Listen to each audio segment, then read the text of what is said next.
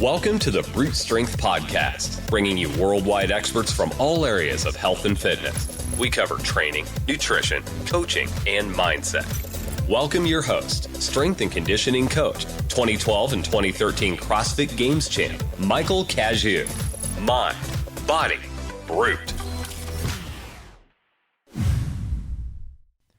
Welcome back. This is Mike Cazayoux, and you're listening to the Brute Strength Podcast.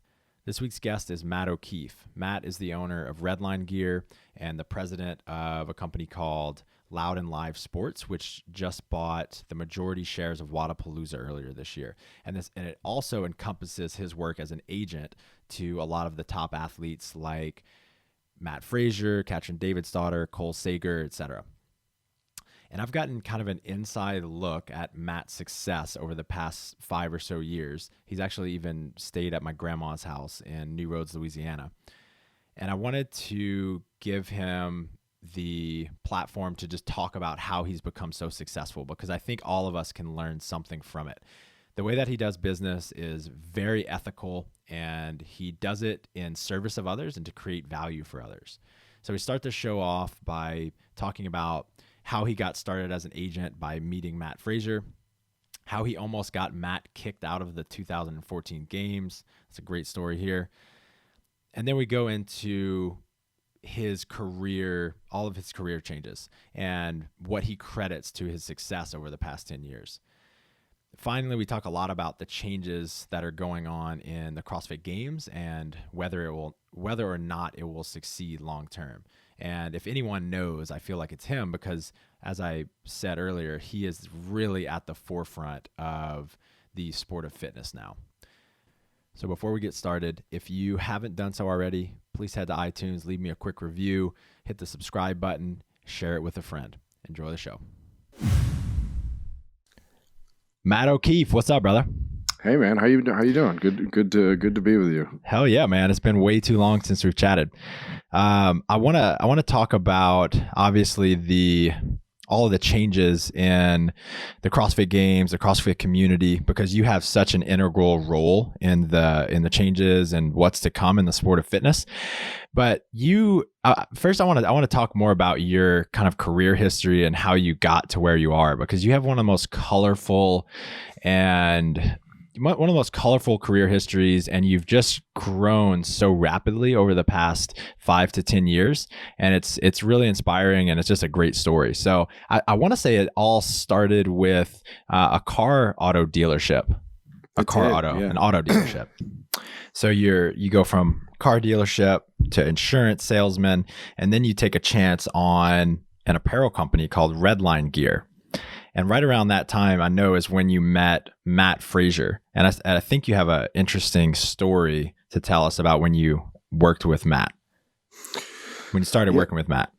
Yeah, I think, I started CrossFit, I think it was 2012. And I just, again, I was selling insurance, but definitely at that point in my life, I was, I knew I wasn't, psyched about where my professional career was. Like, I mean, I was successful with what I was doing, but, financial success or, in a field, it wasn't doing it for me. Like, that wasn't necessarily how I measured success. I wanted to be happy. I wanted to love what I did. I wanted to get out of the morning charged up with what I was involved with. And, I just, I had an idea and I was really passionate about, the CrossFit space, as I think a lot of us have that experience when we first get involved in it and look for more opportunity to be involved. I think I probably at one point had the delusional thought that I wanted to open a gym, which is something I think a lot of people in our space have as a thought and feeling, because they have such a great experience with the community and being a part of a gym. And I quickly realized, that was absolutely crazy, because I'm not a trainer. And I think that, that wasn't the right way for me to go. Not that I knew anything about running a clothing business, but I think I had what I thought was a really good idea for a brand. And I, started Redline. And I think, soon after met Mat, and I met Mat through, funny enough, I didn't lift. I worked out, and this girl, Allie Henry, lifted at a gym that I was a member at, North Shore CrossFit, one of the original affiliates in the world. And Allie took me, her and her boyfriend and I went to a competition in Boston to see a friend of hers compete. And it was Matt. And at the time I was just starting my business, wanted to, work with somebody on the influencer side to promote the brand.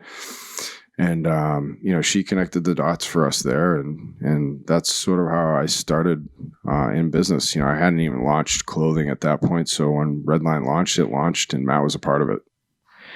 I heard a really interesting story, and I hope this is true. So supposedly when you first signed him, he was a nobody in the sport, and it was a super low dollar amount contract. And then very quickly he exploded. And I heard that you offered him a bunch of more money just out of the goodness of your heart, and he refused to take it. Yeah, I mean, Matt, when I met Matt, I think that he wasn't really a nobody. Like that, Matt had already had success at regionals, and he had just won ECC. Like he was new to the space for sure. I think anybody who was like a geek CrossFitter knew who Matt was. Like he had that regional that year where he overhead squatted at a freakish amount of weight. People were sort of looking at him like, wow, who's this kid? He finished 4th, nearly qualified for the games. But yeah, I mean, I think on the, I'll say this about, not getting too deep into like, what our deals were, but I will say that, Matt has gone above and beyond with me, and been super loyal to me and everything that I've done. He has always, supported whether it was Redline or now what I'm doing even today, or, my quest to be an agent in the space. He's always been very supportive of that stuff, and, not necessarily looking for what was in it for him. We have a great relationship like that. So I think I'm super grateful for him, and sort of all the trust he's put in me and what I've been doing in the space. And I think, I'd be remiss to not recognize that, where I am now has a lot to do with that, with him giving me the opportunity to cut my teeth on him and with him as I grew and he grew. Right. So in 2014, y'all were driving to the overhead squat workout. You said something funny happened. Oh yeah, that is. I think I haven't really told that. I think we laugh about this story all the time, him and I. Now it wasn't so funny at the time, but 2014 was his first trip to the games, and when Matt competes, I'm on his coaching pass, and I call myself a caddy. I more, deliver him to the deliver him to the venue, make sure he has what he needs, and it's been an awesome ride to be a part of everything. Lifters or nanos, boss? Oh no, wait, he's Nike. Sorry. But he, they swam that morning at Hermosa. They did that thruster burpee swimming workout, and went home. And then that night was the max 1 rep, max overhead squat. And we were, basically given a directive, like be 4 hours early. If you're late, you're out. Like one of those type of like, you can't be late. And so, we didn't know anything about how to navigate traffic. Like it was just our first trip really during competition to the venue, to the StubHub. At the time, maybe it was called the Home Depot Center. I don't remember. It was prior, but the long and short of it is, I was super nervous. I got to tell you that, like being just my role and what he does, like I can't, in my mind, it has to be perfect. Like I just don't want to add any stress. These guys, athletes in general, have enough to worry about. They don't need to worry about whether their support team is on point.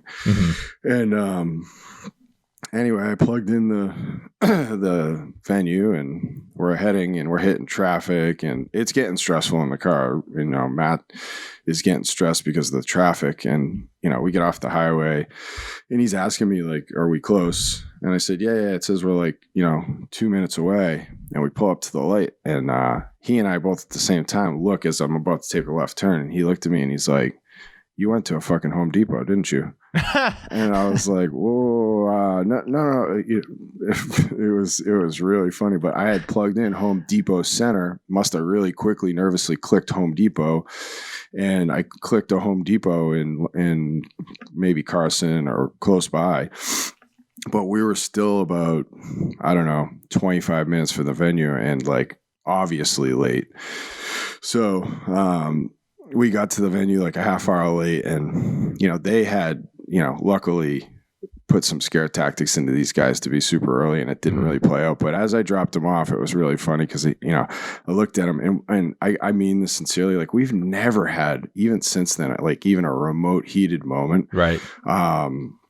It's just, it works. Like, I understand him more than anything. He doesn't need to understand me when he's competing. It's about him. But this was the one moment, like he just looked at me in a real respectful way, and he's like, you need to leave me alone right now. He's like, I'll see you after. And I'm his coach, and I'm like, wait, you don't want me to come down and like help you out? He's like, I'll see you after. So I sat in the stands anxiously thinking like, man, I hope this works out okay. I know, because dude. And it did. But that was at the time not very funny, but we laugh about that all the time now. That's awesome. Now that you say it, I have heard that. I didn't hear that he made you stay in the stands. He didn't necessarily. I mean, I could have gone anywhere. He just, I don't think he really wanted go me to the stands and don't move. I'll talk to you after. Yeah, no, yeah, it was great, man. It was great. But yeah. So that, on the last episode, we talked all about kind of what happened after that, which is you really pioneered the role of the agent in the sport of fitness, and you've gone on to become the agent to many of the biggest CrossFit stars, like Katrin, like Cole, like Brooke Yance, etc. And your role in the space has continued to evolve. And just this past year, you became the president of a company called Loud and Live Sports. Can you talk about that a little bit? Yeah, for sure. Yeah.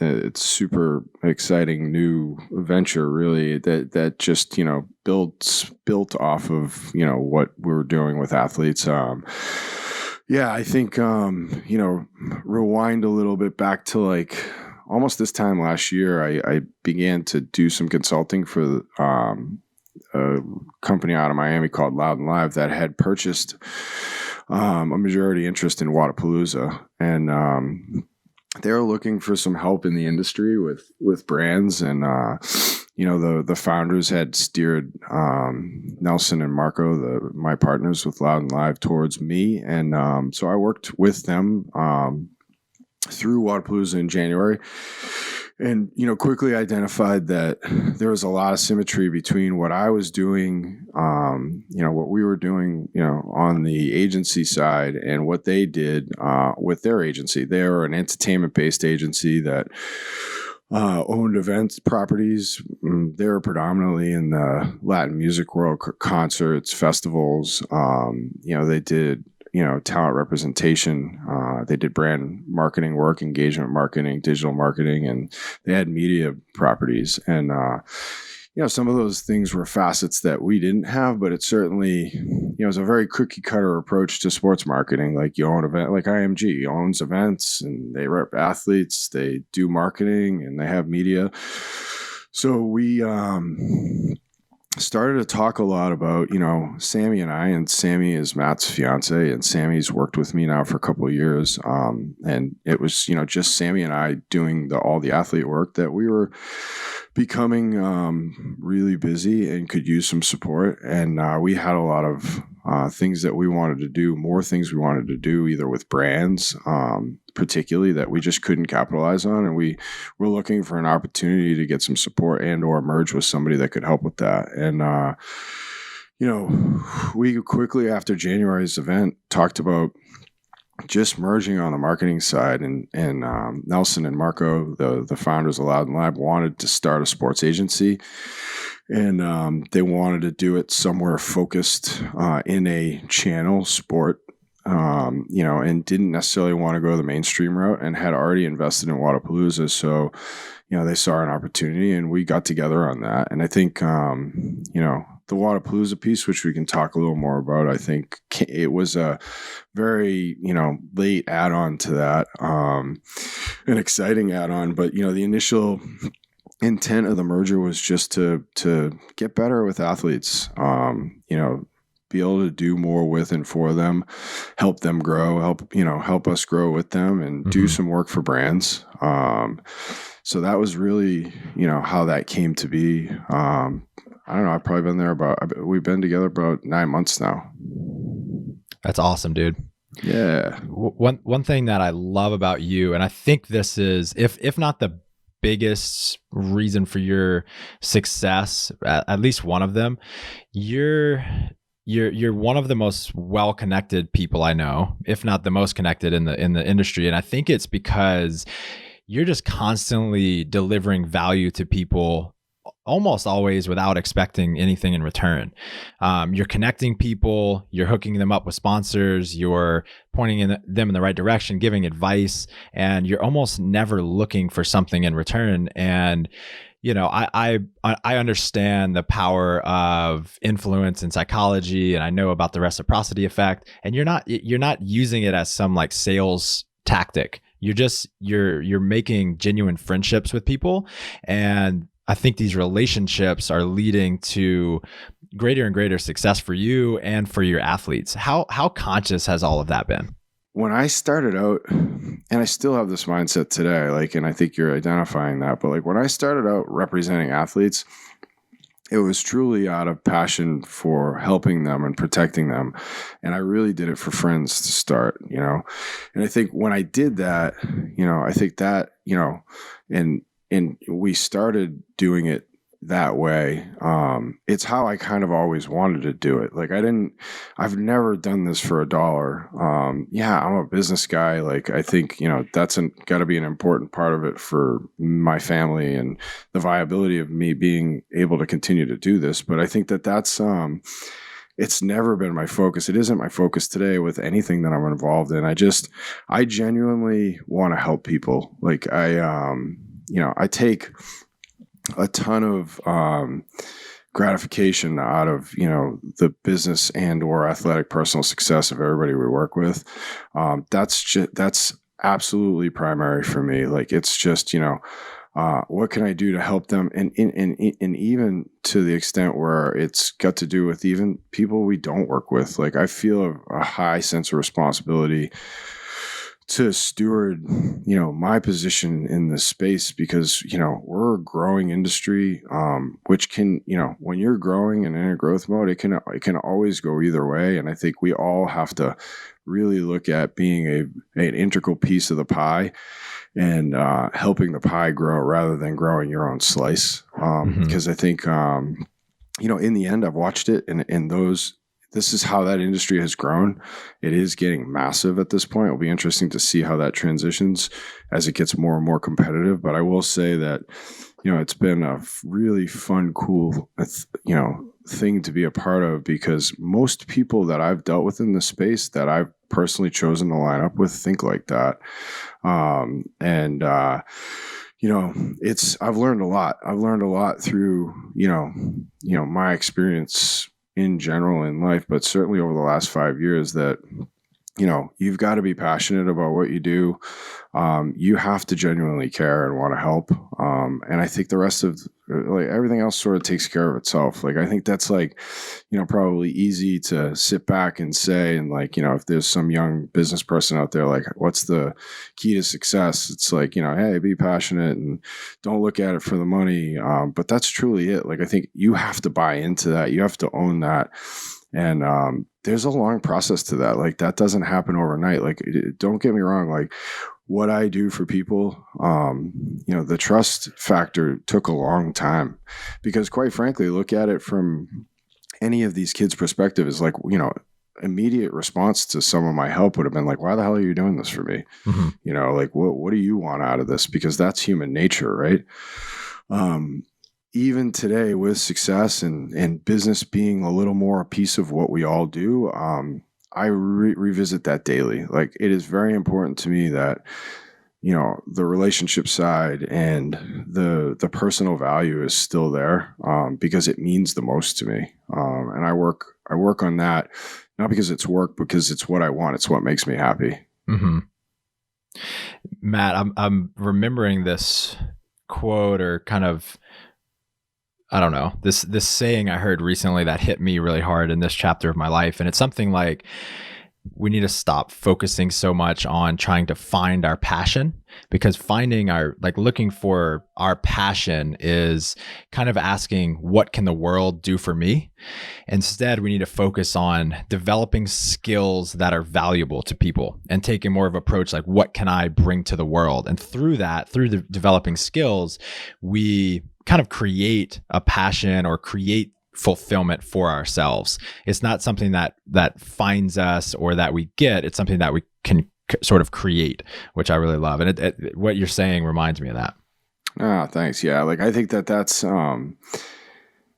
yeah, I mean, I just, looking at what I do, like, I know I'm good at it. Like, and I know that, and it's because and it goes to exactly what you're saying. I just genuinely love what I get to do. And like, I get to do it. I don't have to do it. I don't, want to do it. Like, I get to do what I get to do. People have given me that opportunity, and, I pop out of bed in the morning and can't wait. I can't get to bed at night because I just want more. It's, it speaks to exactly what you're saying. It's just, I never sought this out. I saw an area that I could help, and that's turned into something beautiful for me. And I hope everybody around me. Like, I think that, and there's so much more to do for me and for everybody that we work with, and the space. But it's just, it's been a blast, and I don't take any of it for granted. And I do observe it, and, recognize the gratitude for it on a daily basis. So you're now at the forefront of the sport of fitness. Wodapalooza is, arguably the biggest CrossFit competition outside of the games now, with the regionals being gone. And I assume those events, including Wodapalooza, will become a bigger and bigger piece of the entire sport. So sitting where you're sitting, knowing what you know, do you think the sport is going to succeed long term, and why? Yeah, it's a great question. And, yes is the answer. I think that I'm very optimistic and excited about the new structure. I think there's, I see it from a bunch of different lenses. I think it's a very stressful time right now for an athlete, because it's sort of unclear on how it works. And that's fair for them to feel that way right now, because I think absent of rules and, a definitive structure to what the games looks like and what's my path, I think, it's very fair for them to be stressed and sort of, questioning where this is going and how it will operate. I think where I sit, like, being a sports geek, understanding how sport works, and, studying other sports, this system is not new. It's very analogous to a tennis or a golf, or any tour for that matter. And those sports work very, very well. And there are people involved in our sport that have experienced those other sports. And we're not reinventing the wheel here. I think there's a painful recalibration going on right now, because it's quick. And there's a lot of pieces to still be put together, which I know everybody is working on and doing a great job of getting it done as fast as possible. I have a lot of faith in what's been presented. And, myself and others involved feel a high level of responsibility to make it work. I think this first year is going to be a little stressful because of the speed. But in the end, I think it's really going to be great. I really have a lot of faith in what's been presented. I think a touring system is great for the sport. It's great for the athletes and their businesses. There's a lot of upside to this, and I have a lot of faith that it's going to work out really well. If it didn't work, why would that be? Yeah, it's a great question that I think that you have to be cognizant of. I don't spend a whole lot of time on the negative side. I really want to, I really push on how do we make this work.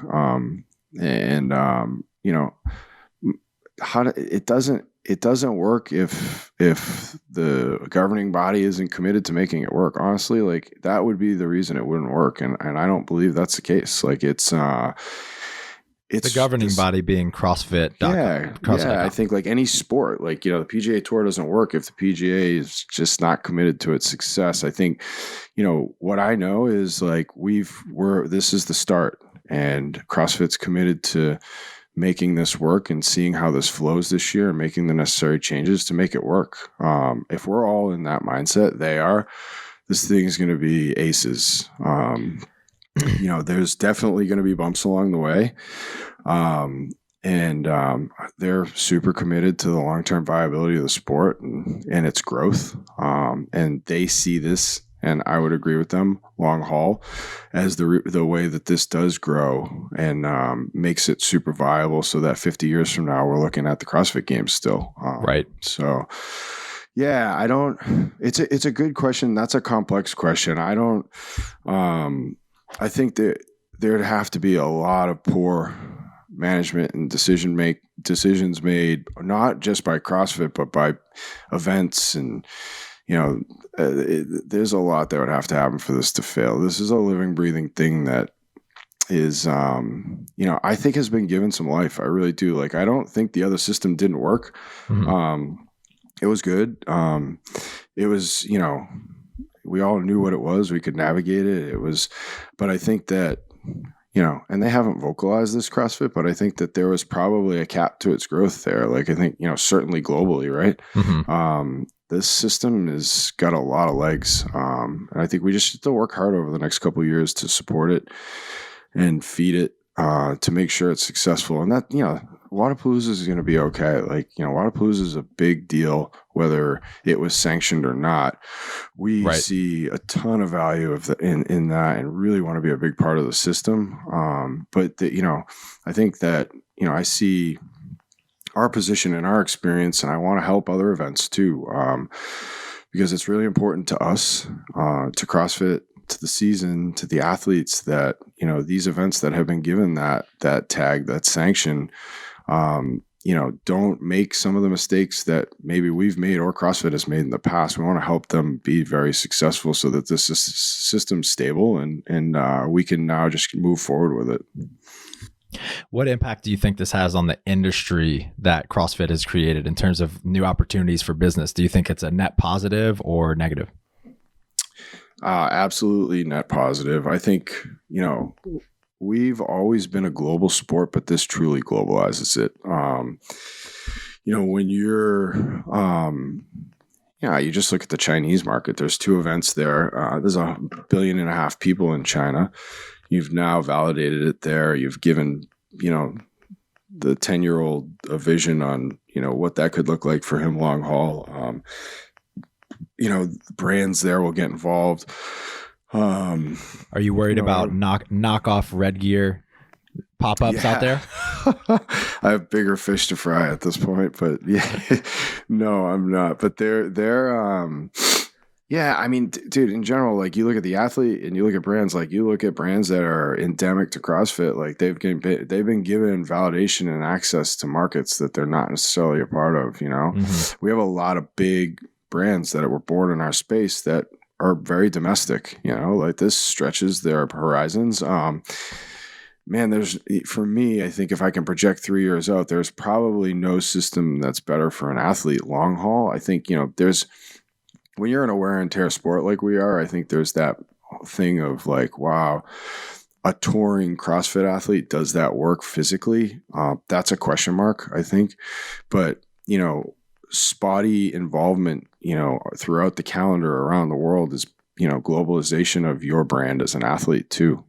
Somebody that chooses to be a athlete that competes and or wins in China, could be embraced by that country. The sky becomes the limit in that country. The same goes for Argentina and Brazil and Europe, no matter what it is. I think it just gives them a platform to express their sport globally. I don't really see a whole lot of negative in it from a business perspective. I think, for the brands and or the athletes involved, certainly CrossFit too. I mean, it's giving them an awesome, bigger global platform to play in. So with that growth, what do you think, or what's your advice to brands, to different businesses about working with some of these athletes, whether they be, the top tier or the up and coming athletes? Like what's the appropriate way of sponsoring and communicating and being a part of their journey?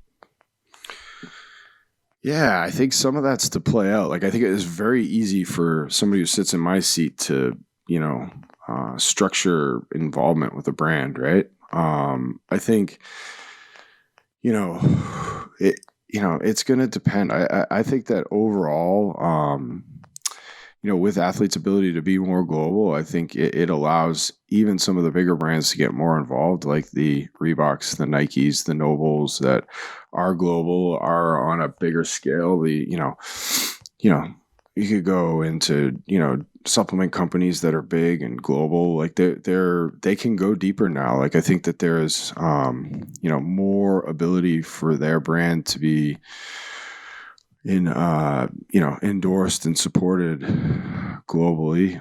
So I think that alone will allow for, more involvement from an athlete front. I think over time, I think there's some uncertainty now, and brands are, playing this out a little bit to see how it works. But I think long haul, they're all going to need support, right? Like, I think that doesn't mean, brands will blindly do that, but I just think that a touring athlete, that's a regional level athlete, is not going to have the financial stability to run around the world and compete, mm-hmm. right?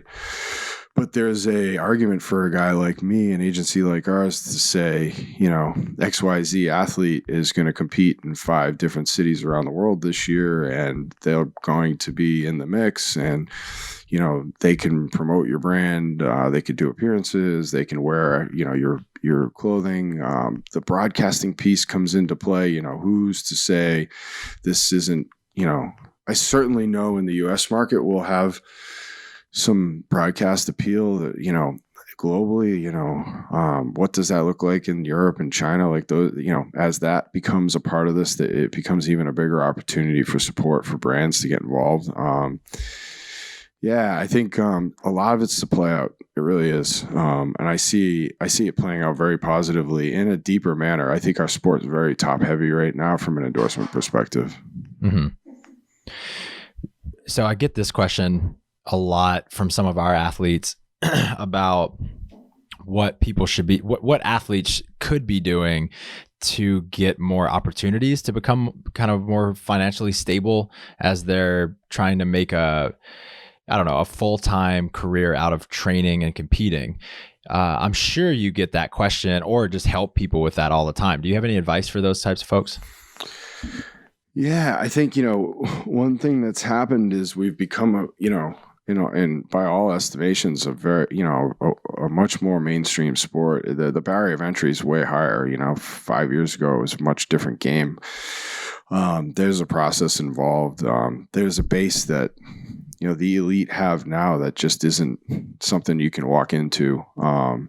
So there's some pain involved in that. Like, there's no way somebody like me has a leg to stand on with by denying that. Like, it's like an Olympic athlete. It's like a kid who wants to play in the NBA. It's like a kid who wants to play in the NFL. Like, there's an investment from an athlete's perspective in getting where you need to be in order to earn those rights. Is there going to be greater opportunity? Yes. I think that, what I've learned over the last 5 years is that I think, you've got to be the total package. And it isn't from an endorsement perspective. Like, you cannot just be a good athlete. You have to engage socially. You have to be willing to show up. You have to be engaging with fans. You have to do, take media opportunities and do them. You have to be mindful of those things, because I think, if you look back 6-7 years ago, if you were great at this and it was such a startup, brands just got involved in the elite side of fitness. It wasn't necessarily the elite side of social or any of those other things that come with being an elite influencer.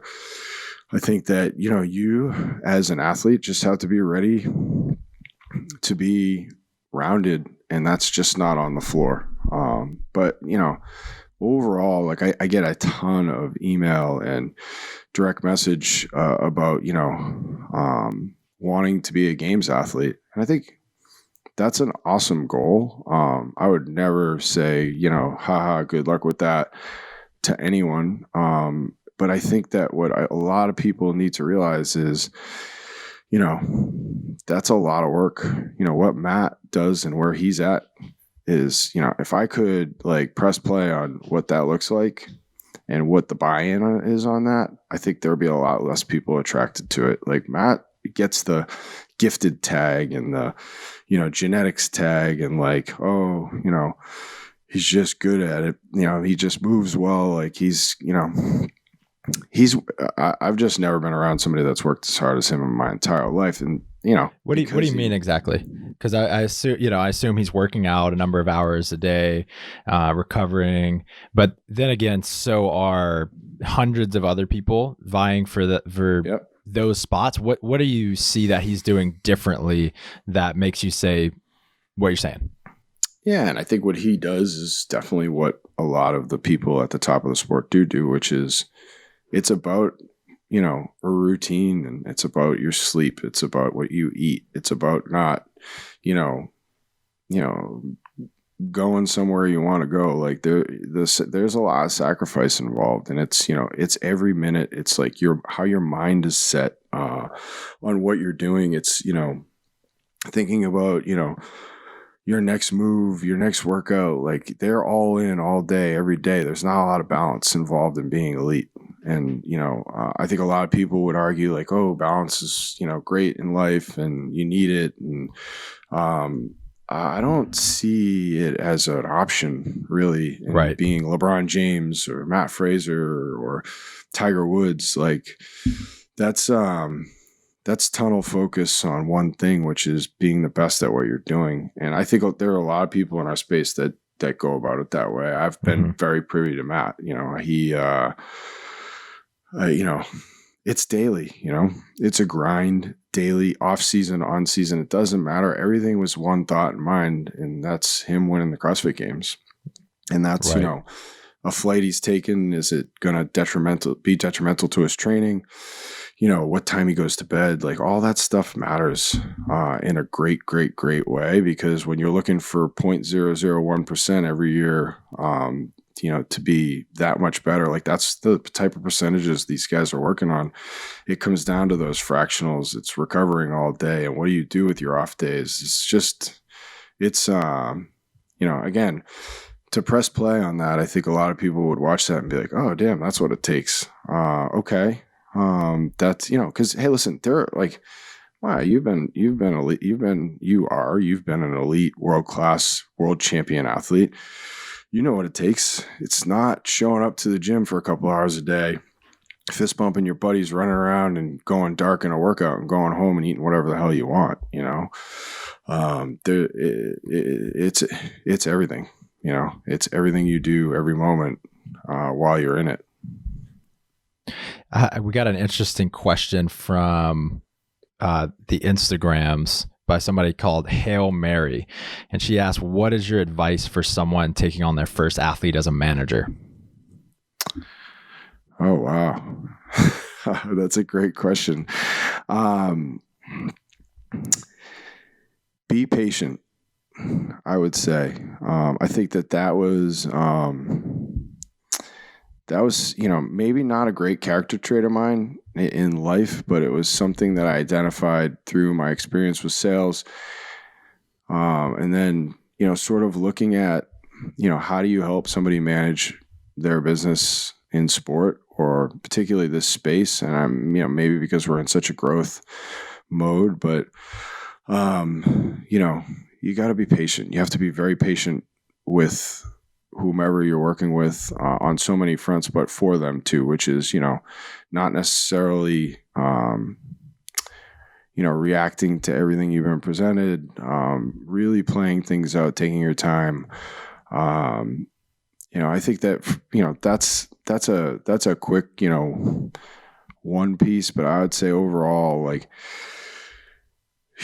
you gotta dig in. Like, I would say, call people like me. Like, I'm happy to help with that. Like, get really immersed in, anything you can, marketing,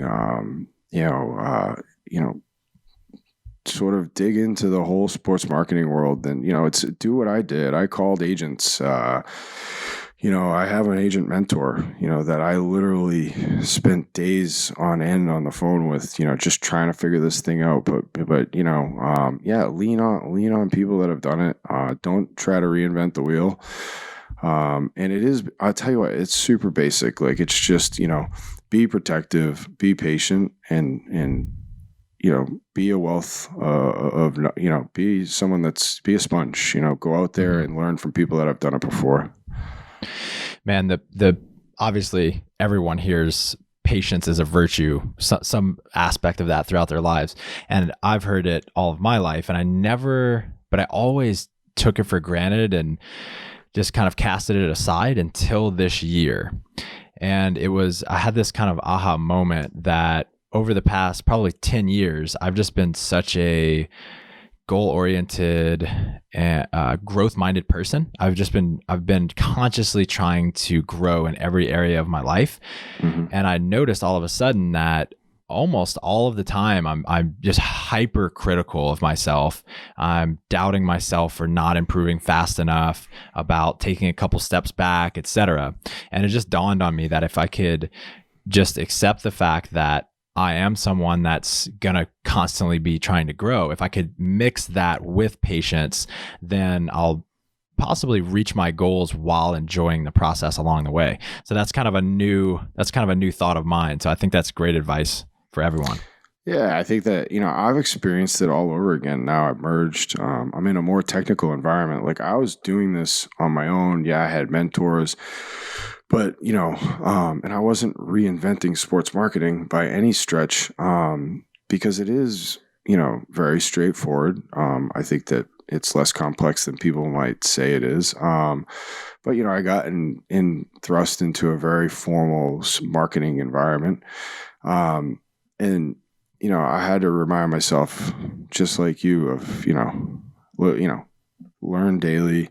If you don't know, put your hand up, there's nothing wrong with that. And if you're getting better every day, that's all you can do.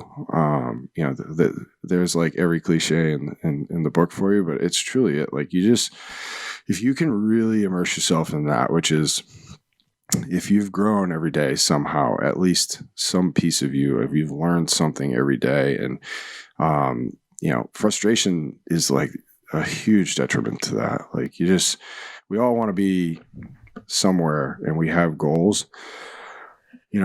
I really try to, and maybe I've learned this through not drinking and sort of what that structure looks like, but I have never lived in a day more in my entire life. And I have to have a very good vision on what the future looks like and navigate that. But I'll tell you what, like, for me, a lot of it is getting better every day, because if I can get better every day, when those things that I know are presented 2, 3, 4, 5 years down the line, I'll be ready for it. Hell yeah, man. Yeah, I'm excited for you, and I'm excited for the whole community that someone like you is leading one of the biggest organizations in the sport of fitness. You are the man. Matt, where can people keep up with you, and where can all these new agents reach out to you? Thank you. First of all, thanks for having me, dude. I'm a big fan of yours, and thanks for all you do. I think that to me, email mokeefe at loudlive.com. Anyone and everyone, shoot me an email. It's on my social media, which is OkeefeMR on Instagram. I'm reachable. Direct message me. Shoot me an email. I'd love to talk. come on down to Wadapalooza and grab me. I'll be there. I'll be roaming around. We've got another super exciting announcement that's coming out this week, which will be fun. Another sanctioned event. So, oh shit! Yeah, so I think that will be. When does this air? Not next week. Couple months from now. So this will be have been announced. It's the West Coast Classic. It's a California CrossFit sanctioned event, which will be a new event, but we will run at Del Mar. Very nice. Very nice. So come see me. Come see me. Reach out to me. I'm happy to talk and do for anybody what others have done for me. Happy to support. Hell yeah, brother. Thank you so much. Have a great day. Thanks, bro. All right, you too. Hey guys, I get asked a lot what our most downloaded podcasts are because we have almost 200 shows recorded and people don't want to take the time to sift through and find the best ones. They want to know what's the best one in X, Y, or Z category. And so what I did is created a little document of the top 5 most downloaded shows, and we put a little write-up with each one of them. So each one of them comes with a high-level overview of what the show is about, as well as some of the biggest actionable items, like the biggest takeaways from each show.